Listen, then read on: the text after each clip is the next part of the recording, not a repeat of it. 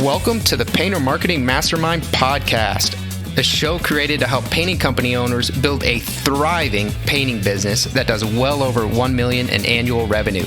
I'm your host, Brandon Pierpont, founder of Painter Marketing Pros and creator of the popular PCA educational series, Learn, Do, Grow, Marketing for Painters.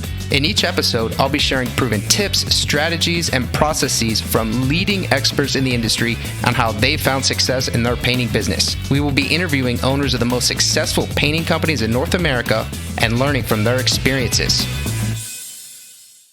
On this episode of the Painter Marketing Mastermind podcast, we host guest Chris Elliott. Chris owns ONiT Painting, a residential and commercial painting company based in Indianapolis, Indiana. Chris focuses his efforts on creating a company culture of abundance, and he values the importance of starting his growth journey with the end in mind. A practitioner of the Entrepreneurial Operating System, or EOS for short, Chris works to systematize ONiT Painting as efficiently as possible and believes that through effective systems and a clear company mission, employees have a great chance to thrive. He believes the future of the painting industry will involve much more automation and marketing, and that companies that embrace these changes will see great success. If you want to learn more about the topics we discussed in this podcast and how you can use them to grow your painting business, visit paintermarketingpros.com/podcast for free training, as well as the ability to schedule a personalized strategy session for your painting company. Again, that URL is paintermarketingpros.com/podcast. Chris, thanks for coming on the Painter Marketing Mastermind podcast, man. Thank you for having me. Yeah, Happy New Year. Happy New Year. Yeah, we're filming this one December 31st. Yeah, last day of the year. Productivity till the end. That's right. Yeah. So, Chris, I guess tell us a little bit about ONiT Painting. Yeah, sure. So ONiT is a veteran-owned painting contractor, or veteran-owned painting company located in Indianapolis, Indiana.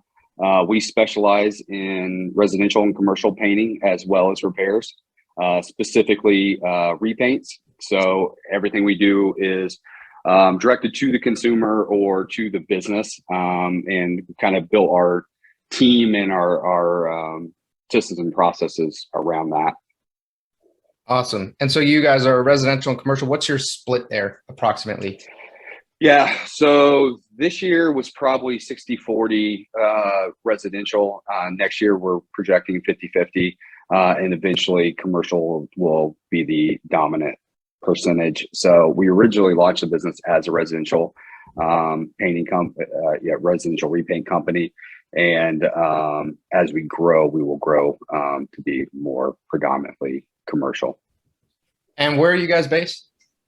Indianapolis, Indiana. That's right. Okay. And so you're in Indianapolis. What's your service radius approximately? Yeah. So for residential, we cover Indianapolis and the surrounding suburbs. So about a 30-mile radius.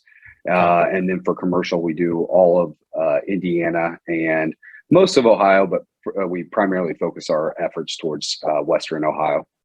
So do you have a particular specialization with the commercial work? We do, yeah. So we focus on multifamily and managed commercial. So we'll go outside of those market verticals, obviously, but that's where we focus our attention. Those are the associations we're in and the relationships that we're building. And are you, for the multifamily, are you doing purely exterior? Do you do apartment turns? What do you do exactly with that? Yeah, we don't touch turns. So everything we do is CapEx work. So we're, so exterior repaints, interior common hallways, clubhouses, stuff like that. So. Got it. Yeah, staying away from those turns, huh? Not touching them.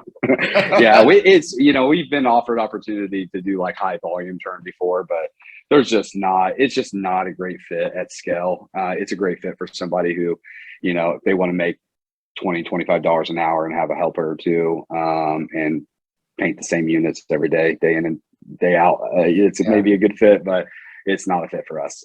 Not a lot of meat on that bone, I think. No.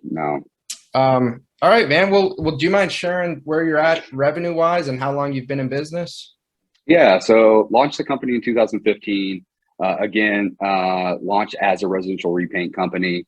Right now we forecasted $3 million this year. We broke that.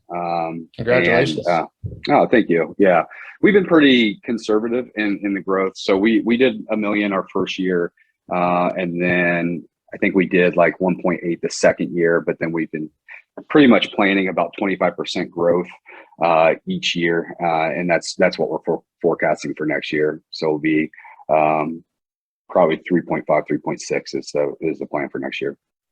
So I want to kind of touch on this because Painter Marketing Pros, we have all different size painting companies come through. Obviously, with this podcast, all the companies are doing over $1 million. But you said your first year you did over $1 million, right? And then your second year you were at sounds like almost 2.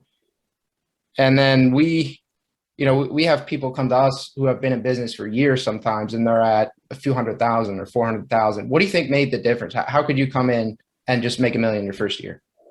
Yeah, that's a great question. So my background's probably a little different than most painting company owners. I've never painted like anything ever. So got Brad Ellison over here. You're right.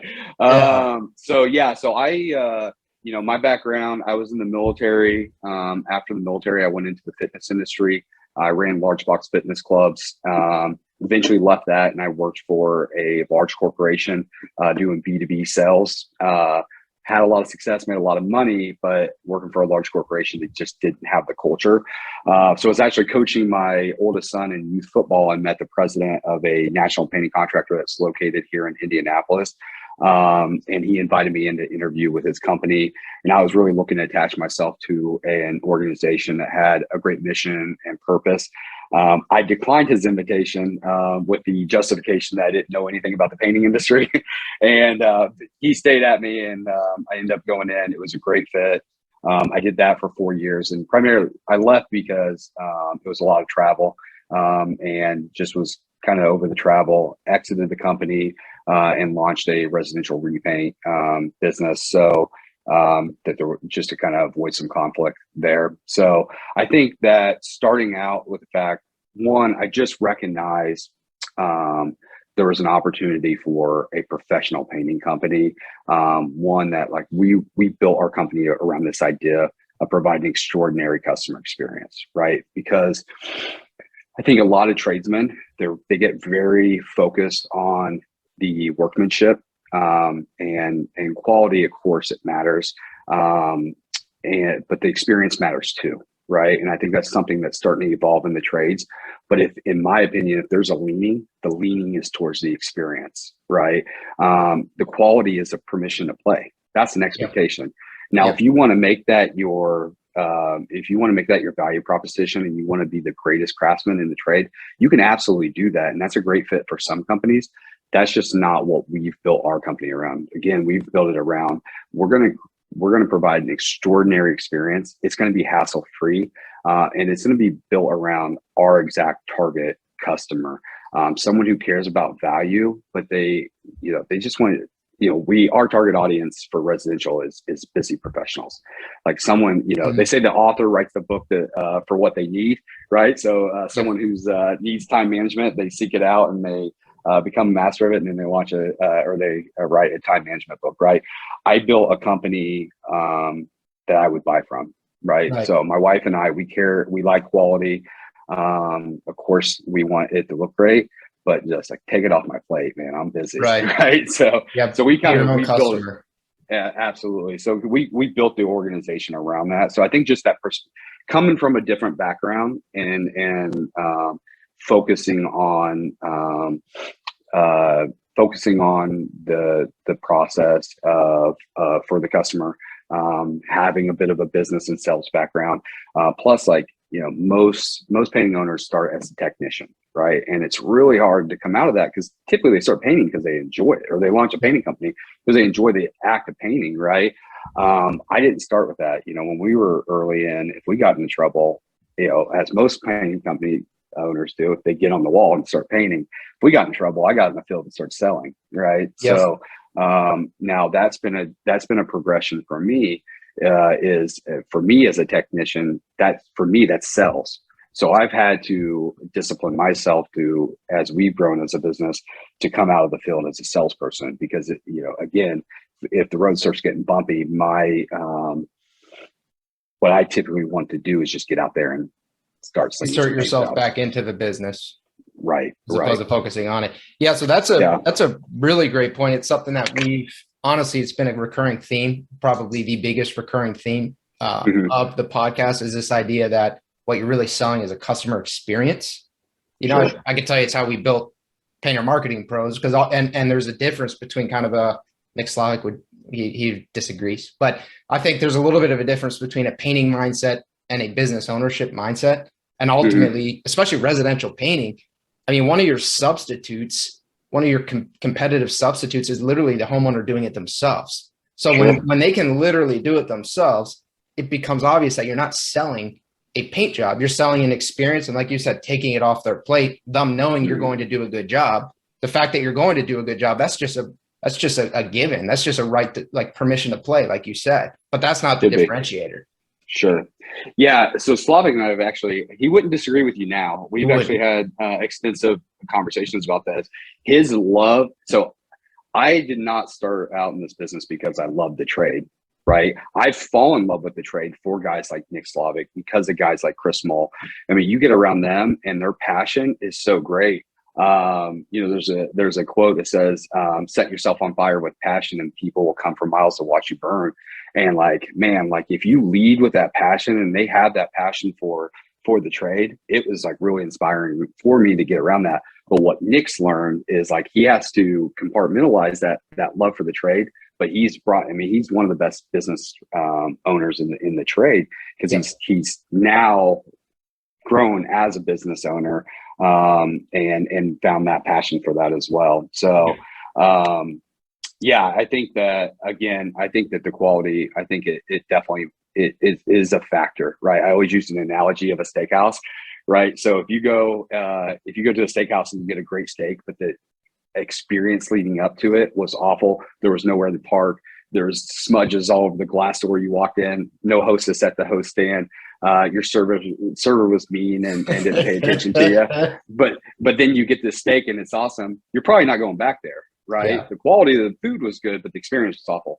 On the flip side of that, you have an amazing experience, right? And everything's just as you expect. But the food comes out and the food is awful. You're going to go home with a bad taste in your mouth, literally, right? So you're not going back. So there is a balance between the two. So we want to provide a great quality, but great service and great easy experience as well. We always say painting is what we do. It's our commodity, right? Exactly. Our product is peace of mind. That is what we're building. That's what we're selling to the customer. I love that. Yeah. Ultimately, you're selling them trust. You're selling them, hey, if you hire us, you don't have to worry about it anymore. You don't have to follow our painters around or wonder if it's going to hold up, or you're taken care of. For sure. Yeah. Absolutely. I love it. So you have another thing we've noticed is kind of this sales first mentality, focusing, making sure you're doing a quality job, but that not really being the primary focus being building, selling. What advice do you have? I guess this is kind of a two-part question. So you have a background in operations, because when you're running a big box gym, I would assume that there's a fair amount of operations there. And then you also have B2B sales. So you have a sales background.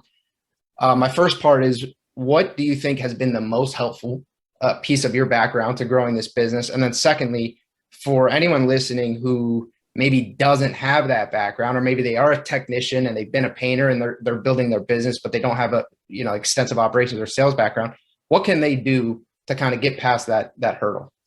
Yeah, great question. I think my answer to that is always, you have to start with the end in mind, right? So where do you want to go? And once you've established that destination, then you can define who we are.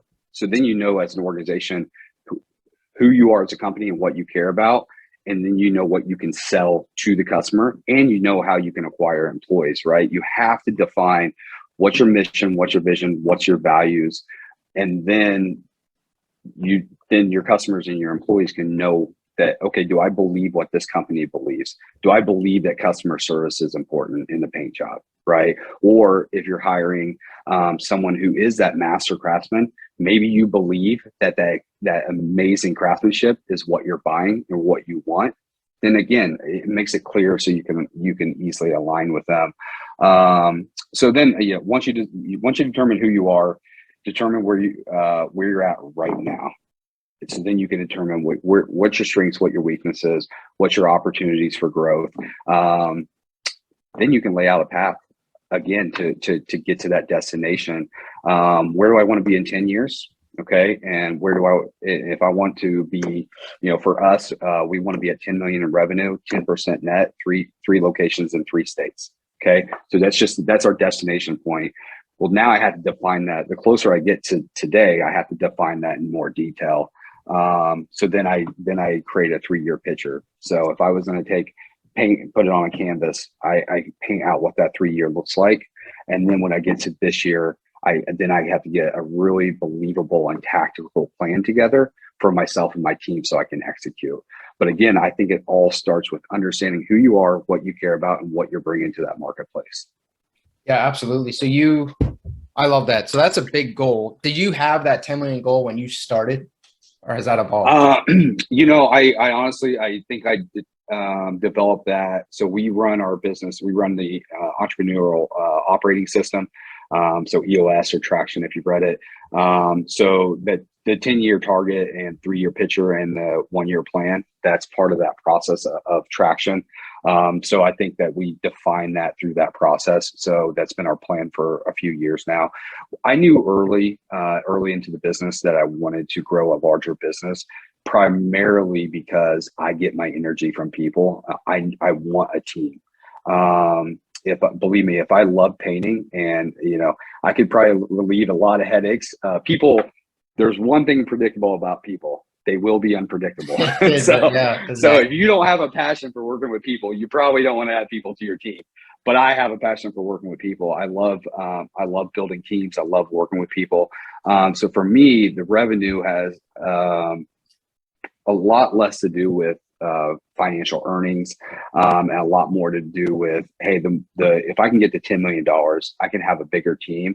If I have a bigger team that shares my set of values, then I can increase our impact on our marketplace in the communities in which we work.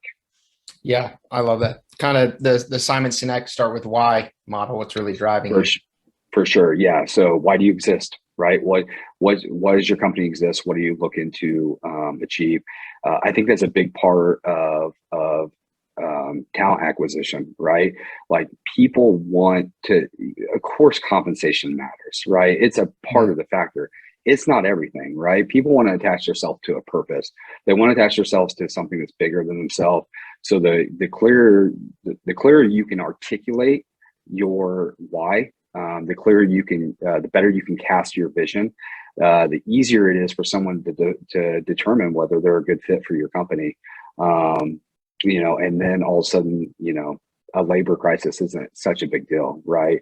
And I know that's debate. I will agree on macro level, there's probably a labor shortage for sure. Mm-hmm. But on the immediate in your face, you can fix that today.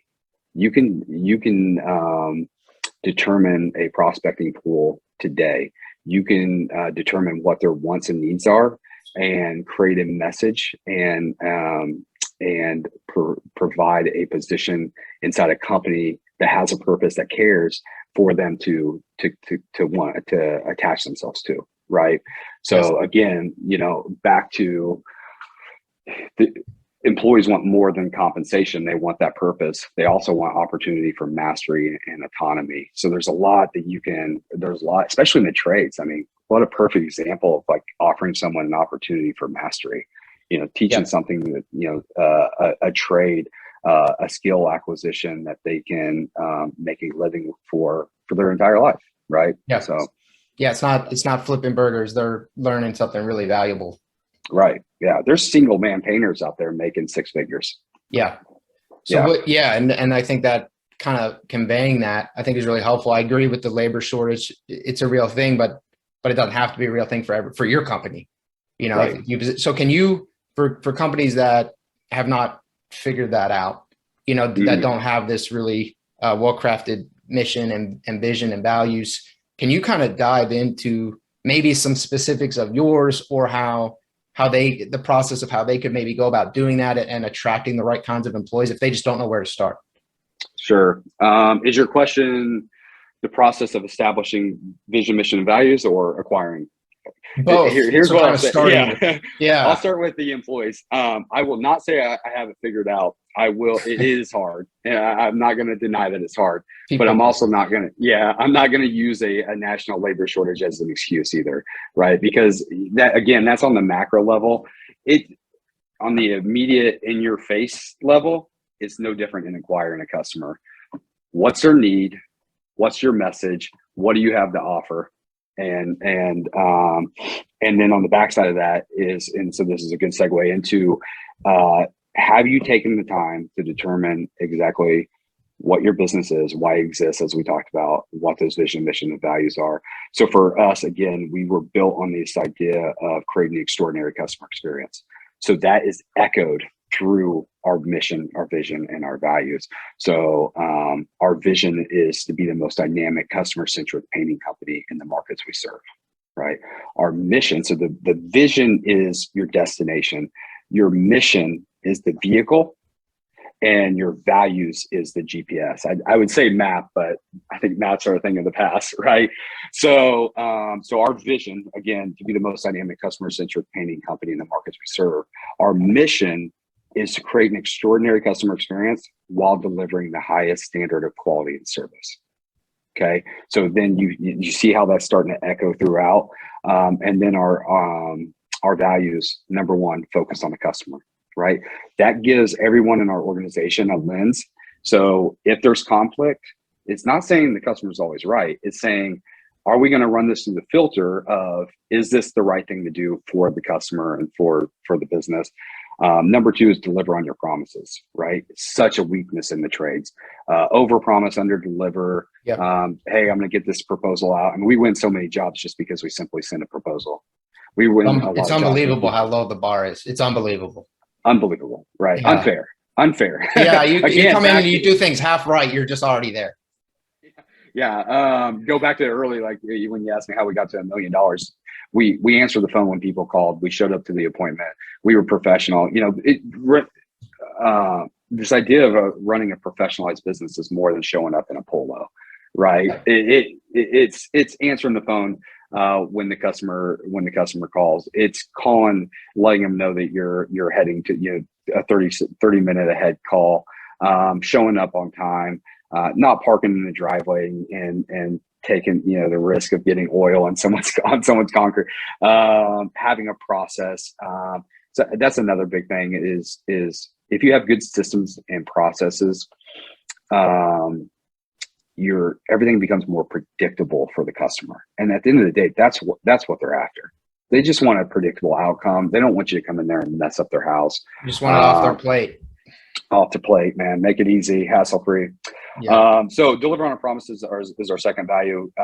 Third is take ownership in everything, right? So it is so easy when there's conflict to place blame on the other person, mainly because when you do that, it relieves the burden from you of having to fix yourself, right? But if you just take ownership, I'm going to own this.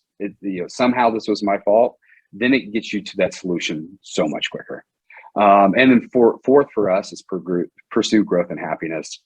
For me, happiness is fleeting. You're not going to walk around with a smile on your face all the time. If you did, people would probably think you're a little crazy. So I think you really have to find happiness through growth, through process. Success is a journey. It's not a destination. So you have to fall in love with the process and find your happiness by doing really hard shit, Yeah. Yeah. I love that. So kind of falling in love with the process of growing the business. If you really want to grow the business, not this is a hurdle and I just want to get to where I'm making all this money, because then you're always kind of mentally fighting it as you go through it. Right. Yeah. I think that's a big, and I'm sure I'm guilty of this too, but I think that's a big weakness is a lot of people just, they start moving without ever determining the destination. Right. And if you do that, just think about how far off course you can get if you just start moving in a direction and you never know where you're going. right? You Yeah. never determine this is the final destination for us. So even just throwing out that 10-year target, thinking through that, it doesn't have to be extremely detailed, but it at least gives you a direction that you can start moving towards. I have a point out there in the horizon. And Correct. then I really like your idea of filters too. So we do that at Painter Marketing Pros, and I actually do it in my personal life as well, because things will come up and someone will do something that you didn't expect, or maybe you're displeased about, or there's a hard decision to be made. And you can kind of make these decisions beforehand, Sure. with what are your values, and then run them through the values. So then rather than kind of in the heat of the moment, or there was an issue with a customer, or, this employee did X, Y, or Z. Well, okay, there's no need to react, run it through the values. What's the process? Sure. Yeah. Those two things. Great. You just nailed it. Is it aligned with our values, and is it within our process? Right. Mm-hmm. But you have to first start and establish that process. And you can, but you don't want to build your business around an exceptional person or exceptional people, because those are hard to find. Right. You can't always just not very scalable. Right. It's not scalable. So you want to build your business around exceptional processes that have been simplified, documented, illustrated, make it easy for your people to succeed. Then you can hire people in and teach them those exceptional processes, and then they become exceptional people or exceptional employees. But going out there and trying to build your business around one person, even if it's yourself, again, a great thing with me never painting before, I can't paint. Yeah. So I can't rely on it. Yeah, I stay focused on leading the team and business development, because if I was out there pushing a brush, we wouldn't make it very far.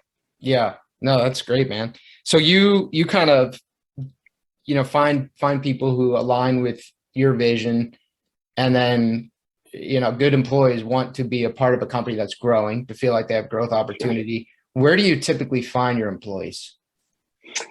Yeah. So within our process, we always put out, when we're looking to fill a position, we put out an ad. As soon as the ad is launched, we then go to our network. So then we go within our personal networks or our social media networks and ask our network if they have somebody. Of course, always ask from your team. The easiest way to build a great culture, if you have a great culture, is to grow off the people already in your business. So kind of our process is, so I guess I should say that in reverse. Well, we launched the ad because it kind of triggers that, hey, this position's open. But then we try to hire out of our, either out of our employee base or our network. And then last resort are the ads on the job boards. So that'd be someone that comes in that has no connection to our company. But if it's a continuum, it would be employee, personal or professional network, then ad. Got it. And those ads, are you putting them on Indeed, Facebook? Where are you posting those? Yeah, all of the above. Yeah. Okay. So social, and as far as job boards, we use Indeed. Yep. Got it. Okay. Yeah, I love that, kind of relying on the people who already are a good fit to know who else might be a good fit. For sure. Yep. Yeah. Are there any, as you've grown your business to now doing over 3 million, are there any mistakes you've made along the way, or customer blunders that might make for a good story or anything like that? Nope, not a single one. Dude, you're the first guest who has been flawless in his execution. Amazing. No, absolutely. Lots of mistakes. So say, we'll stick on this hiring theme. We've made bad hires, and I can tell you from personal experience, it's painful. It is really, really painful. But it's a great lesson to learn, right? Pain plus reflection equals progress. You go through a couple bad hires, not only from the financial expense, but the energy, the emotional expense. It's tough, right? So I've learned, right people, right seed, right? And it has to be both. You can't have right person. And so right person is culture. Are they a fit for your culture? Do they align with your values? Do they believe in what you believe as an organization as far as values? And then right fit is it a position fit for them, right? Do they get it? Is it natural, right? So somebody who has a sales personality profile is not going to succeed in a project management position, and someone with a project management personality profile is not going to succeed in a sales position. Not saying they can't do it for a period of time, but they're not going to excel. It's not natural. Yeah. So do they get it? Do they want it? Right? So do they genuinely want to be in that role, and do they have the capacity to do it? And that's spiritual capacity, emotional capacity, time capacity, right? So if it's a position that requires a 50-hour work week, but they can only give 30, they don't have the capacity to do it. I can tell you, I don't have the capacity to be a project manager. So yeah. I get a lot of fulfillment. Like, I love leading and I love selling. Right. So I get a lot of fulfillment. Nobody calls our project managers when they just want to tell them something nice. They call our project managers when they want to be upset about something. Right. Yeah. So I don't have probably the emotional capacity to handle that. Right. So it takes a very specific personality profile. So I would say be very, very intentional in your hiring. Make sure it's the right person, they fit your company, and make sure it's the right fit, that they fit the position. Yeah. Yeah, that all makes sense. And so as you've grown to this level, what are some of the marketing channels that you've used that have been the best for you? And then what are some that maybe haven't worked out so well? Yeah. Great question. So I'll answer it separately for residential and commercial. So for residential, we have had a lot of success with digital marketing. So pay-per-click. We put a lot of effort in SEO, so a lot of content creation, optimized content creation. SEO is dead. Does that still work? Oh, okay. All right, that's good to know. I'll turn it back on our end. Thanks. Okay. So digital. We do some traditional print. So direct mail. What else do we do?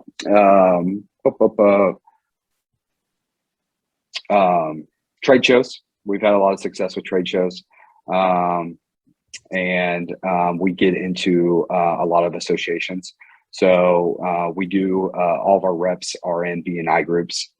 So we found with residential, we are typically hiring someone not right out of college, but typically someone earlier into their sales career for our sales, or for our residential sales reps.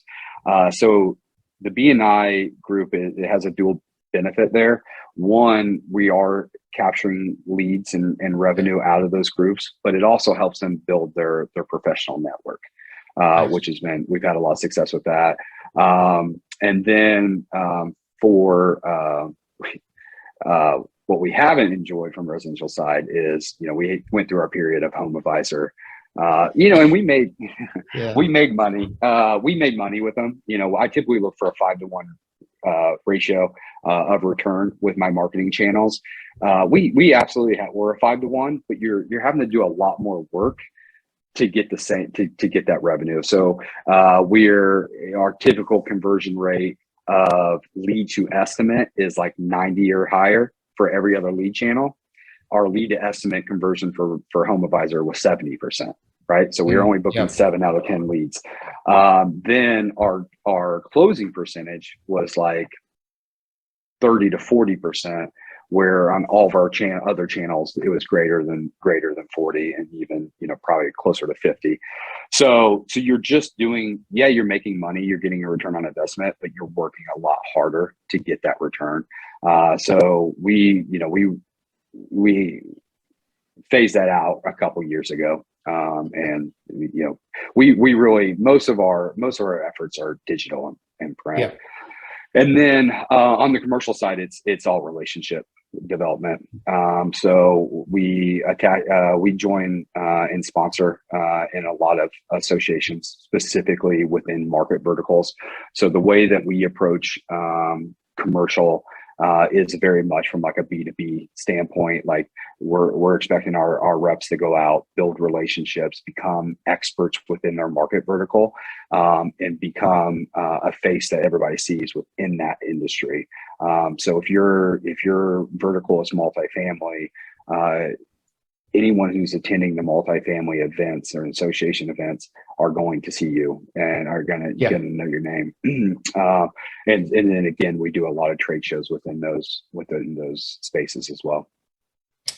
Yeah. So there were a couple points I want to kind of dive deeper in there. We actually get a lot of customers that come from, well, now Angie, because of what you're saying, low quality leads, cost sensitive customers and low conversion rates.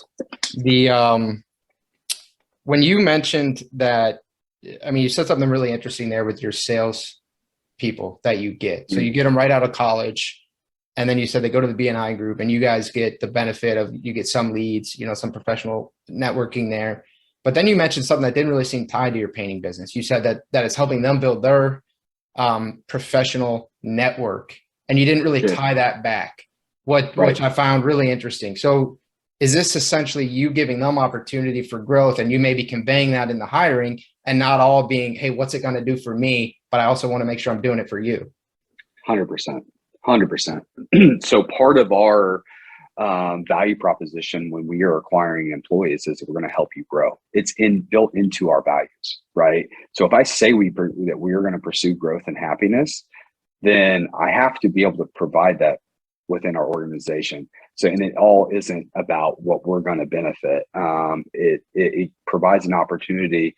So for me, that's something I've always, no one taught it to me. I just felt a natural calling to building a network. So it's something I've always stayed involved with, is building a professional and personal network for myself. And I've reaped the reward throughout my career because of it. So because I've seen success in it, I want, if I can help someone who becomes a part of our company. Again, I've said this before, but like, not everyone in your company, it's unrealistic expectation to think everyone's going to stay forever, right? Sometimes it's just a stop. Sometimes it's just 2 years. And if you can make an impact on their life, if you can take someone who's 25 years old and you can lead them in a way to set them up for success throughout their entire career, I mean, is there a greater legacy for yourself?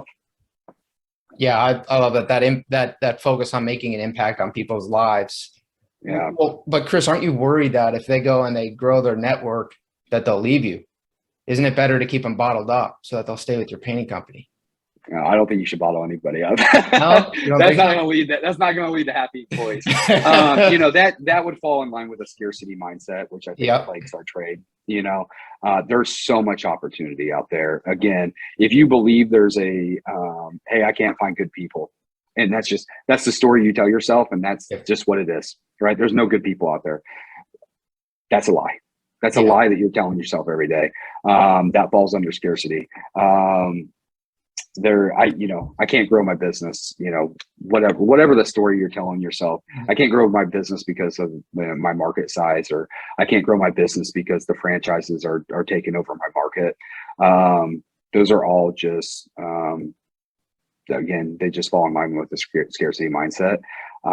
So you want to grow your people, because if you grow your people, you're going to grow great people, and great people make a great organization. Right. And yes, some will leave, but the last thing you ever want to do is bottle somebody up. Yep. Yeah. I forget exactly what the quote is, but it's like, oh, well, if I train them, they might leave me.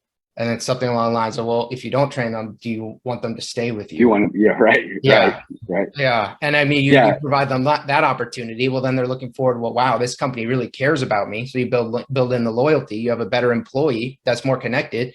And now they're going to wonder what else you're going to provide them. It's not, you don't just give them this one carrot and that's it. You kind of grow with them. For sure. Yeah. If you train a great painter and they leave and they become a competitor, they raise the bar. They make it better for you, right? Because they're putting out a better service at a higher price point. So then you can charge a higher price point, and you can gain more profitability for your company, and then you can provide more impact to the employees within your business. So hiring great people that leave you is not necessarily a bad thing if they do great things in the market. There's an abundance mindset if I've ever heard one. actually welcoming a competitor who's directly competing with you, because then you can both raise your prices. For sure. That's For awesome. sure. Just kind of raising the industry bar overall. For sure, man. Yeah. All right. So you kind of dove into the marketing, digital marketing's worked best for you, but you guys you've done some direct mail, you've done PPC, you've done SEO, all that stuff requires money. For smaller companies that have a limited budget, where would you recommend that they start? Yeah, I 100% start in your network, right? So word of mouth can take you a long ways. Eventually there's going to be diminishing return from just leaning into your network.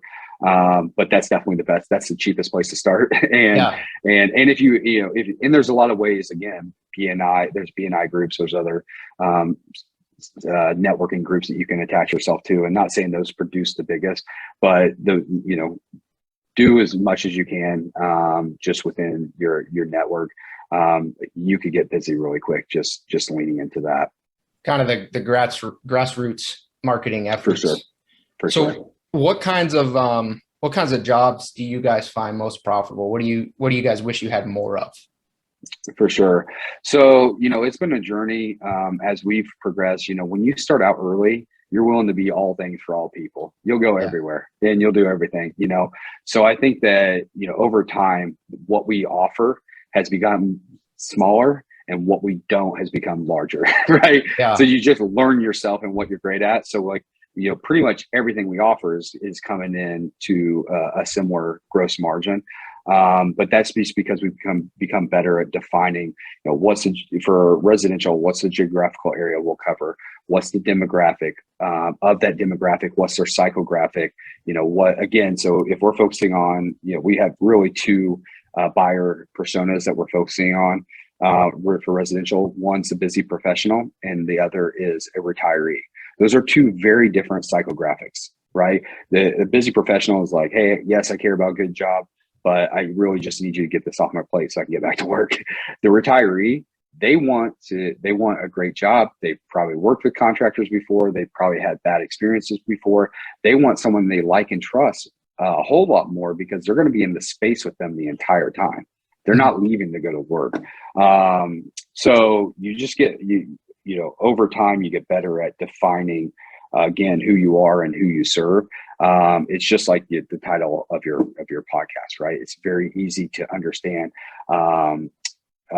Painter marketing, marketing mastermind podcast, right? So now I understand the demographic immediately, right?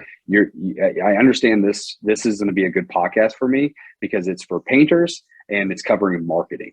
Yep. Right. It's clearly defined. Okay. Now I found myself on this podcast, and then right in the entry, you're talking about this is again, geographical area. You're interviewing painting contractors throughout North America to help to talk to million plus revenue models or businesses to help guys that are under that to grow them. Right now, I know exactly what I'm getting into. I know if this is going to be a benefit for me or not. We all need to do that. We need to strive to do that with our businesses. So kudos to you, man. Yeah. Well, thanks, man. Yeah. I appreciate that. That clear messaging. Sure. The confused mind doesn't buy. The confused mind doesn't trust. Right. Yeah. Yep. And people can't buy what you don't market. Right. Yeah. Yeah. If you offer, I think I've heard this on one of your other podcasts. Someone else said this, but it's amazing how many times you go to home to do an interior painting proposal. And then they're like, oh, you do exteriors too, right? It's like, yep, yeah, we sure do. And sometimes, there's a lot. You're trying to get a lot, so that's another thing with messaging is just making it really simple, clear, and concise, and compelling, and easy to understand. But we forget that people do this once every 5 years. We're meeting. Our residential reps are meeting 5 people a day. Right. So they can start using language that maybe we use that maybe the customer doesn't quite understand, and it kind of goes over their head. So we have to remind ourselves and not become complacent and understand that they do this one time every 5 years.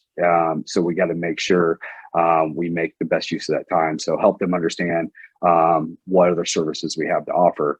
So again, what gets marketed gets sold. So if you're a painting company, but you also offer power washing, if you don't market that to your customers, they'll never know to buy it. Yeah. Yeah, I think that's a great point. We've actually run into similar issues with painter marketing pros, or we'll be throwing, we've had to work on it as a team. We're throwing around technical jargon, or, that painting company are like, okay, what is that? Right. Like you Right. have to tell the homeowner why it matters to them. You don't start getting into the technical specifications of the paint. They don't care. They don't understand it. Yep. It doesn't make a difference. Yeah, we're going to roll this on at 4 to 6 mils. It's going to dry down to 1 to 2 mils. We're like, I don't I was care. worried about that. Oh, thank God. I'm so glad you said that. Yeah. I was really wanting to know your wet mill application. Thank you. Yeah. Now I'm going to hire you guys because I totally understand. Yeah. Yeah. All right. So you are in Indianapolis.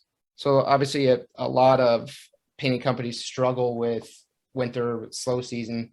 Have you found any ways to successfully combat that? How do you deal with that? Yeah. We've tried both strategies of trying to market through the winter, spend through the winter, and then we've also went lean through the winter. I can't say that we've seen a measurable result either way. So for me, you had asked earlier advice for painting companies wanting to scale. I would say document everything. Yeah, provide yourself as many data points as you can. It's not, don't make it too cumbersome. But we've recorded as much as we could over the years.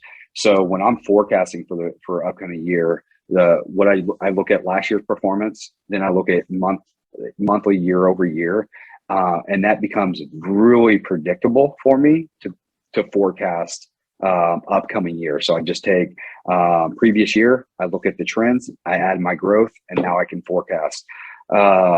So what I've seen from that data is our strategies really haven't changed it too much. But here's what I'll say: we don't lean too hard into trying to grow through the winter. And we do, kind of produce an 8-month sprint for ourselves. But we're kind of built, we're prepared for it and we're built for it.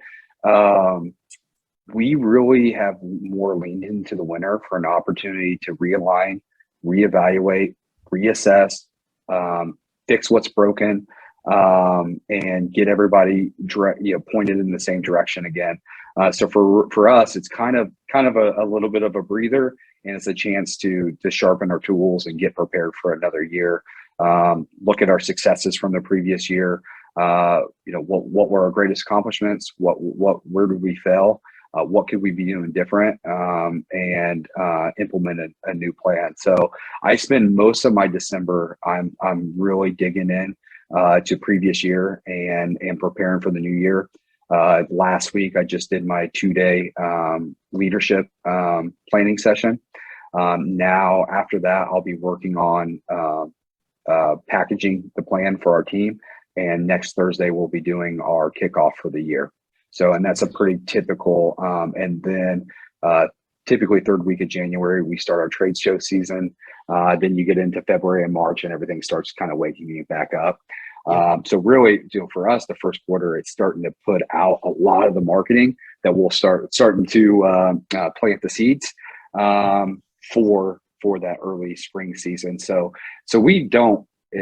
My wife works within the business. She runs our finances.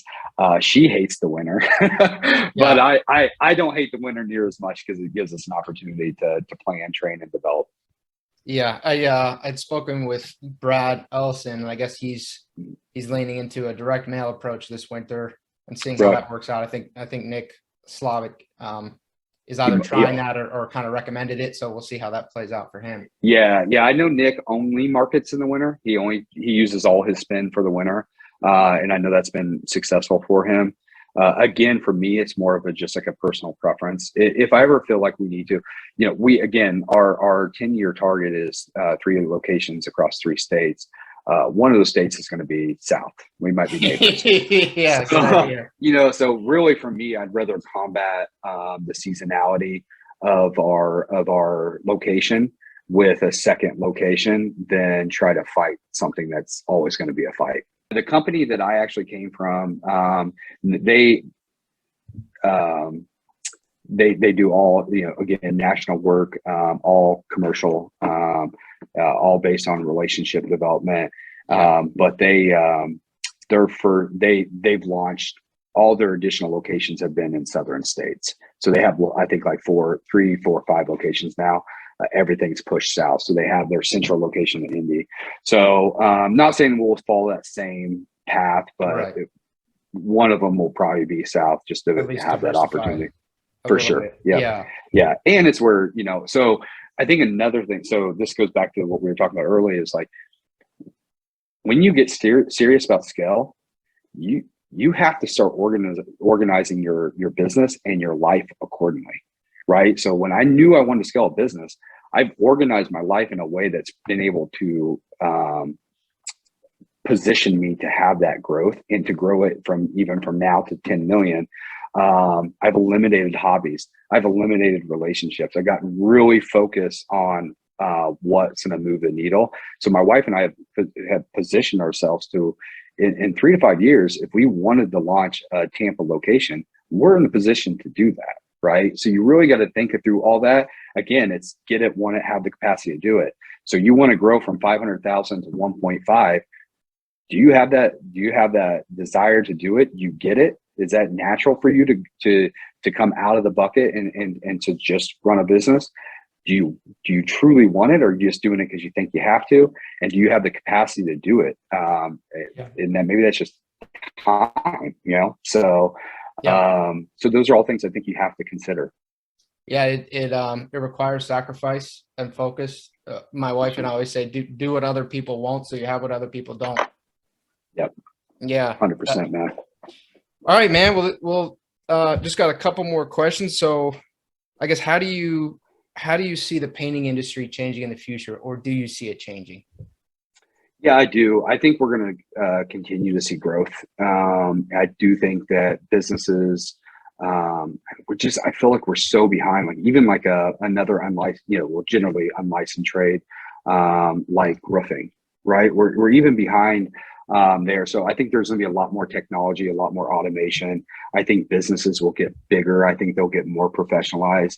I love there's some titans in our industry that are really leading this charge of helping professionalize the business, helping grow great painters. Like that's the thing for us. Again, one of our biggest obstacles is how do you hire painters when like I'm not a painter, right? I can't go teach them, right? I have a production manager who is a 20-year painter, but he's busy running our production team.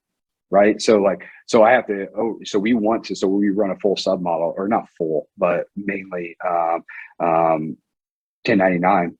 And so how do we start to integrate painters into our business and be able to make sure that they're great painters and to be able to offer them that same development that I can offer a salesperson. So seeing some of these courses come out, that's really, really exciting. Yeah. I mean, PCA just has awesome content on all this stuff. For sure. Yeah. So I do want to kind of dive into that for a second. When you said you're using primarily 1099 painters, how do you not knowing painting really very well and not doing it and not having someone who's really training them, how do you ensure quality control? For sure. Yeah. So first, I don't know how to paint, but I know a heck of a lot about painting. So, so I've educated myself. So I know it. I know the products inside now. I know the application methods. are just probably not the fastest person. So we were just talking about, we were challenging some of our production rates yesterday. And we were talking about doors, for example, like 6-panel door. And so we're, having fun with it. But, you ask my production manager, he's like, oh, I'll paint a door in 15 minutes. It's like, okay, well, that's great. But what's our average painter painting a door in? Right. So I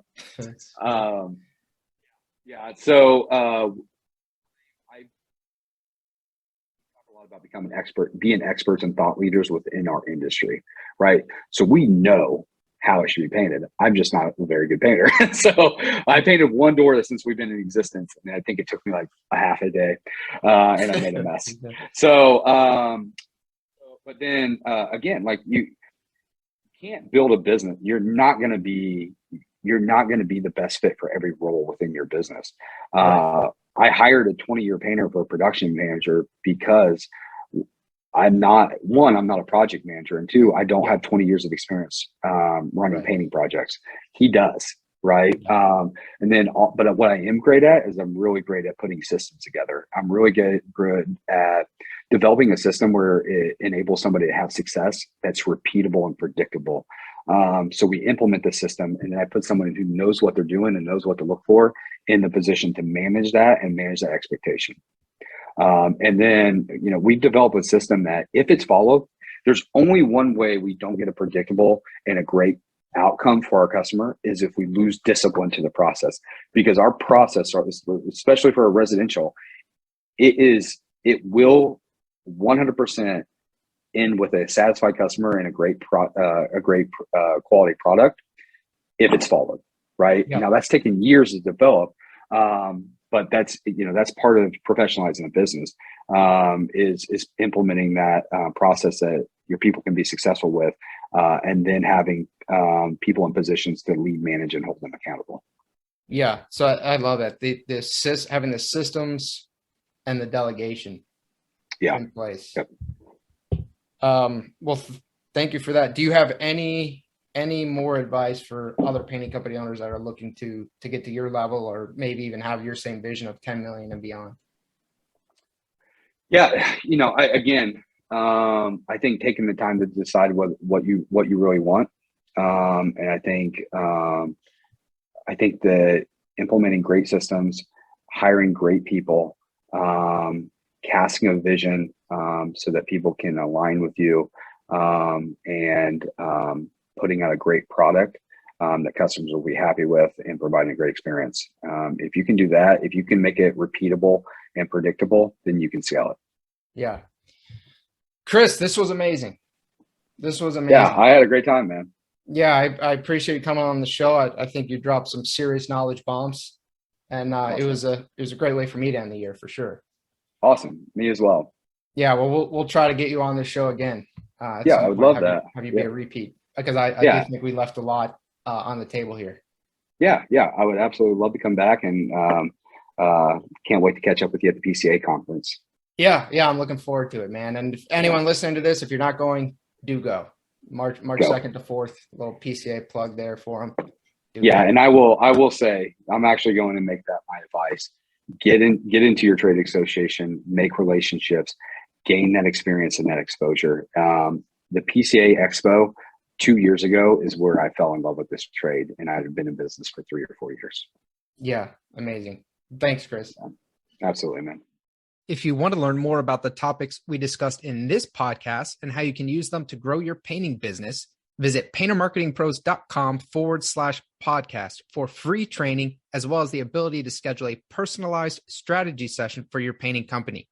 Again, that URL is paintermarketingpros.com/podcast. Hey there, painting company owners. If you enjoyed today's episode, make sure you go ahead and hit that subscribe button. Give us your feedback. Let us know how we did.